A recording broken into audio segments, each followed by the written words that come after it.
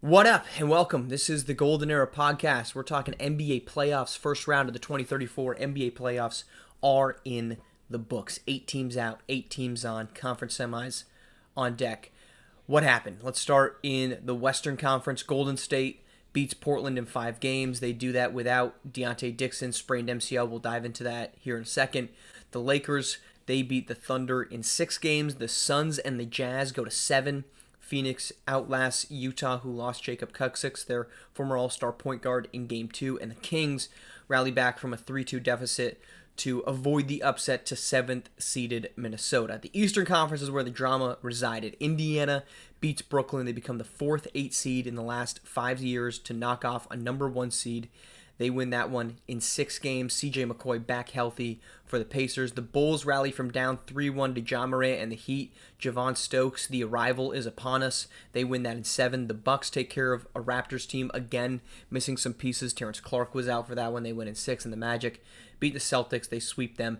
2-time Eastern Conference champions, moving on to the conference semifinals. We'll start with some previews of the next round. Golden State and Los Angeles, marquee names, marquee organizations, but this is a huge series for Golden State. Dixon is still out. He's going to miss games 1 and 2 in Golden State at least, and the team has not disclosed what his timeline with that sprained MCL is going to mean for his future. Is he going to play the series? They have not made it. There's not confidence and there's not a lack of it, so there's a big question mark hanging over the series. If Dixon is healthy, Golden State is by far the best team. The best team in the NBA with this team fully healed. But what we've been talking about with this organization all season long, if one of their guys is missing, if it's Dixon, Kuminga, or Roll, and they're not in the lineup, Golden State is not the same basketball team.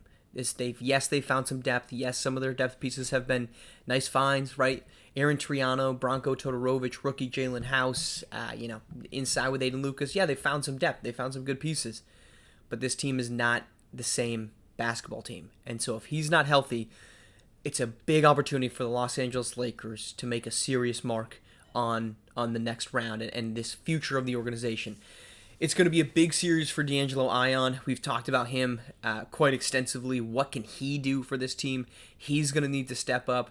But it's now mismatches because it's Ion or Mercer. One of them is going to have really great opportunities. And, of course, Kareem Robinson just has to nullify what Javon Roll does, and I think he can do that. I still like the Warriors in this one, but it's very dependent on if Dixon can return because those first 2, I think it's going to be a win for the Warriors if they go back to Los Angeles 1-1. I really do. This is a big loss for them. Putting in Jermaine Trimble into the starting lineup is a massive decline from an all-NBA first-team forward. No surprise there. But the Lakers, I think, have a shot at it. I will go Golden State in 7 games because I think Dixon can return for the back half of this series. Suns, Kings. Kings get lucky, man. They survive this thing against a really good but not great Minnesota team. Minnesota still feels like they need a star. We're going to dive into each of the teams that are departed, but the Kings, that should have been a lot better than being down 3-2. I mean, you got Jason Sanders, you got Tyrese Alston, you got Parker Pollard, you got R.J. Wallace. I've talked about feeling like this is maybe the deepest roster in the Western Conference, kind of similar to Indiana in the East. They didn't look it. Yeah, they held Abiz Ojale in check, but Malcolm Knight got rolling. Parker Pollard was supposed to be able to stop him. He didn't. Shamar Poole had big nights for Minnesota. Tyrese Alston should have been able to stop him. He didn't. I'm very nervous about the Kings right now. I think the Suns are a better basketball team. They're playing with a better player. They have the best player. I think they might have the best number 2. You can make the case Cade Cunningham is better than is Jason Sanders. I don't think that's a hard argument to make. I like that duo better than what the Kings are giving us right now. If Phoenix just looks dominant, the fact that first round series went to 7 is not because Utah, or rather Phoenix, wasn't good. It's because Darius Dixon is that guy. I mean, Darius Dixon is a phenomenal guard. All NBA. He's going to be an MVP at some point in his career. The Suns advanced there. It only went to 7 because Dixon was so good. I think the Suns match up better against the Kings. Tyrese Alston has had big nights, but he's not Darius Dixon. He doesn't go for triple doubles. And Jason Sanders, despite his PER and his advanced metrics all looking the same, he's not scoring at the same clip he was in Cleveland. To me, that's a little concerning because during the regular season, you can survive that. During the postseason, you need your stars to play big, and Jason Sanders hasn't quite done that yet. I'll go Kings falling, Suns, I would take that one in 6. Let's go to the West or the East. Indiana and Chicago. Indiana being an 8 seed here it's misleading because this was a team as of late January that had the best record in the Eastern Conference, competing for the best record in the NBA. And then C.J. McCoy breaks his shoulder. Ibrahim Mobley misses time. Corey Wilson misses a stretch. And this team just fell in the standings because they weren't who they were for the entirety. Now they are, and they dominated the Brooklyn Nets last series. C.J. McCoy was incredible. He has been, in my opinion, the Allen Iverson of this generation, and he looked it in that first round. This is going to be a huge series for them, but the problem is Javon Stokes, he's here, man. He is here. Through the first 2 games of that series, he was not anywhere to be found. He had decent nights, but not great nights. They fell down 3-1, and it was kind of like, this is it. We're done. I mean, this is who the Miami Heat had been all season. We didn't know if the metrics were going to make sense for them.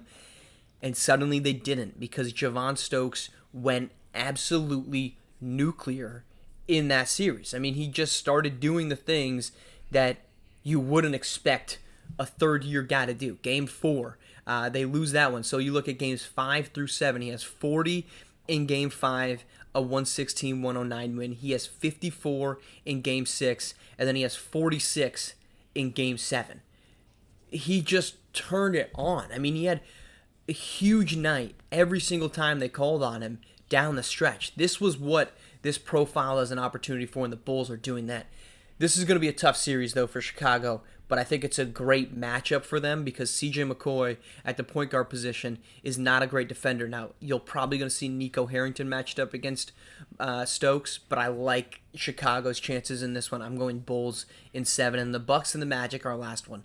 Bucks get by a Toronto team that Terrence Clark hurts his knee, final game of the regular season. That curse of 82 moves to Toronto.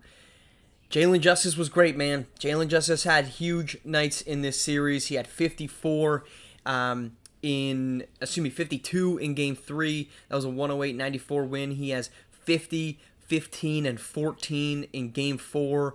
Multiple overtime loss to the Bucks, 157-155. But he just couldn't do it all, and that's why the Bucks advanced. I don't think the Bucks are a better basketball team. They were just a healthy basketball team. And they move on, but this is still a really great squad. And meanwhile, the Magic, I thought they profiled well in that matchup against Boston, right?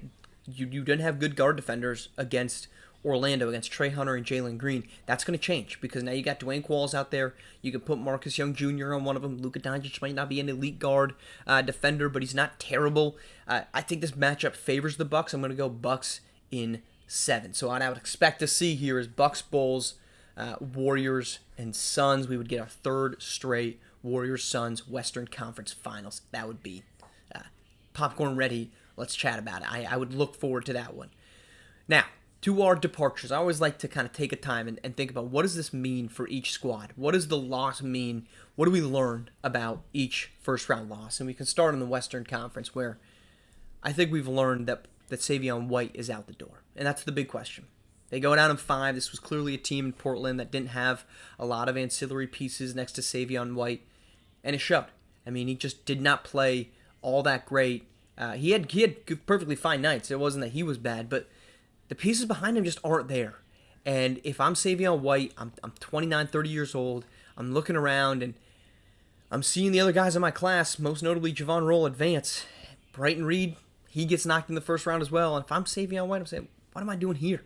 Is there a pathway for me to get past the Suns, who probably aren't going anywhere, the Warriors, who probably aren't going anywhere, the Jazz, who should be getting, they're not going to go anywhere, if not get any better. The Kings are still going to be sticking around. The Lakers are better than us. I mean, there's not a move that the Blazers can make that makes them an instant contender because the pieces they have are not, you can't compile them to go get a superstar. I just don't see a Jalen Blackman, Jonte Taylor, Evan Mobley plus picks deal that gets me back another Jalen Justice, let's just say. I don't see that move happening. So if that's the case, have we seen the end of Savion White in Portland? The Thunder, we learned that this is a really good basketball team, but they probably need another scorer. Noja Sesnoskis was a 20-point-per-game guy. That's fine. That's good. That's all-star level. That's fringe all-star level. But you need a 25er. And Michael Chasen coming off the bench is that guy. I would expect to see him starting next season, but they need more offense around Tobias Bell, who I thought was really good as a lead guard in a playoff series. Tobias Bell did a phenomenal job. He had good nights, pushed a better Lakers team to 6 games. That was a good season. This was better than we thought from Oklahoma City. If they were the 6th or 7th seed, I wouldn't have been surprised. The fact that they were contending for a top 4 seed in home court in the first round, I think is a huge win for them. The Jazz, we've got to relook at this title window for Utah. Okay, Darius Dixon is young. He's 22. Patrick Moore Sr. is 22, 23. They're both in that 5th year of their time in the NBA. But Julius Walker is 31. Jacob Kuksix is 32. Kuksix just went down in that playoff series. Do you trust he's going to be able to stick around? It was deemed knee tendonitis. Do you trust a 32-year-old with knee injuries to last into his late 30s in the way that Cade Cunningham has? He's avoided injuries altogether in his career. I have a feeling we could see a shakeup in Utah. Julius Walker took a step back from that all-NBA version of himself, and this is the fleeting part of the NBA. Last season, they rally back down 3-1, lose to Golden State in 7 games in a tough 7, and the Warriors then go on to not lose another game in the NBA playoffs and wrap to the championship. That might have been the window for Utah with this group. Julius Walker went from 23 points to like 17 a game. His rebounding fell 2 to 3 spots a game. He's getting old. I mean, this is a guy that went to 2 NBA Finals back in the mid-2000s, a decade ago, right? He went to the 2024 and 2025 NBA Finals with the Atlanta Hawks, NBA champion a decade ago. Can we trust him to be our center for the next 2 to 3 years of the beginning of Darius Dixon's prime? I don't know. So I think there's probably going to be some shakeups, and then Minnesota, in need of a star, for a second star. And honestly, maybe a number 1, because Abiz Ojale was shut down in this series. He did not play well. He had really bad nights. R.J. Wallace, defending the reigning Defensive Player of the Year, did a phenomenal job. Abiz Ojale shot 34% from the floor during the series. Huge drop-off. It was consistently Shamar Poole and Malcolm Knight. So I kind of wonder, do you need another star? Do you need a bona fide? Because if you look at the teams that advanced, this isn't teams that are built around a dominant center, right? Warriors, wings and a guard. Lakers, wings and a guard. Suns, wings and a guard. Kings, wing and a guard. Pacers, Bulls, Bucks, Magic, all of them, wing and a guard. Or just, in the case of the Bucks and the Magic, guards. That's what gets you here. That's what advances. The Timberwolves don't have that. Other side, Eastern Conference, Brooklyn Nets. Look, we've been saying this has been a question mark for the last 3 years. Are they going to break up their big 3? They had said, nope, we're not doing it. We missed one series with both Louis Morgan and Brighton Reed. We mixed the next playoffs with no Rashawn Matthews. We're going to be healthy. We're going to take care of business. They won 57 games, second most in the league, number 1 seed in the Eastern Conference. And the Pacers losing to the Celtics in that first game and bumping them back to the 8 matchup was the worst thing that could have happened to them, because now the Nets are gone. They're out. Louis Morgan's now an unrestricted free agent. Brighton Reed, he's moved before, right? He dipped out of Indiana after 4 seasons to go to be with Louis Morgan in Brooklyn. Is this team going to be the same? I struggle to believe that it will be next season. The Heat, talk about closing windows, this felt like it, right? Up 3-1. You kind of feel good if you move on to the next round where you're going to face a team that also doesn't have great guard defense, right? That was the knock on Miami with Ja Morant and Desmond Cooper. You go up 3-1, you've got to finish that, because Ja Morant's 34. I had him on an All-NBA team. He didn't make it. Cameron Sullivan, Defensive Player of the Year, he's 30. Desmond Cooper, he's in his 30s. This team isn't getting younger, and unless Damian Pack, who had a really great close to his rookie season, unless he makes a huge leap next season, and if he does, where do you play him? Do you move him to the 3? He's a guard, but he's 6'7". That's where Andrew Watkins is for this Miami squad. It just feels like the end of Ja Morant being number 1 title window. That's the question mark. This feels like a missed opportunity. Very similar to what we just said about Utah last season. This feels like a huge missed opportunity for the Miami Heat.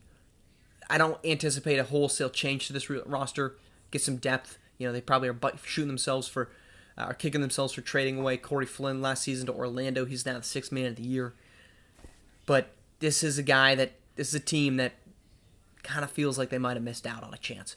Toronto, are we sure Jalen Justice is sticking around? Because another season in which they've disappointed in the postseason.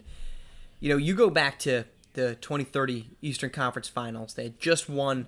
The Raptors had the year before. They're the number 1 seed. They're taking on Cleveland, and it's kind of like, Cleveland, are we really trusting this team?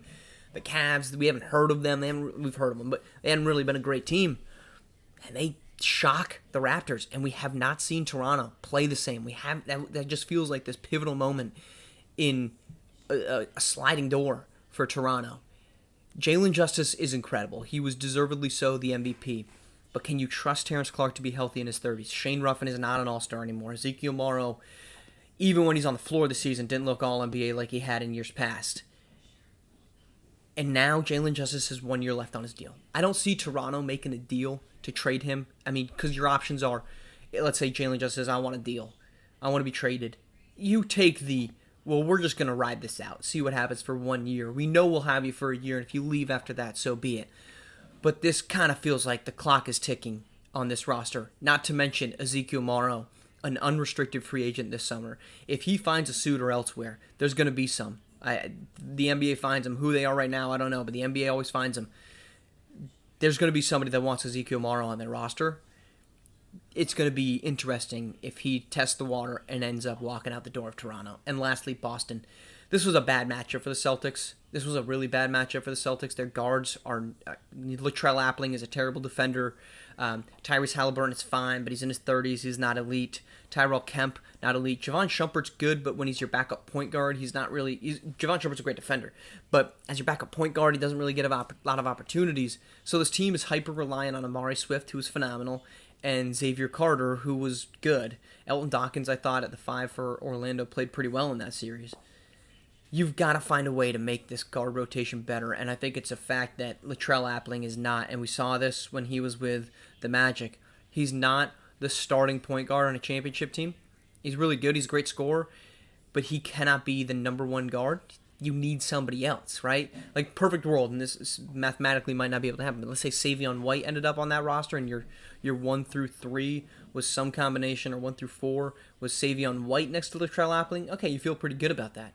But you can't have Latrell Appling be the number 1 guy, and we learned that. Western Conference and Eastern Conference semifinals coming up next. We're going to do one of the games for the Warriors-Lakers broadcast, and then we'll give a mid-series updates. First round is just too much going on to provide an update. We'll go mid-series, and then we'll come back around post-playoff. We're moving. I love this part of the season. It's entertaining. It's exciting. Thanks for tuning in. We're back with a broadcast game coming up next.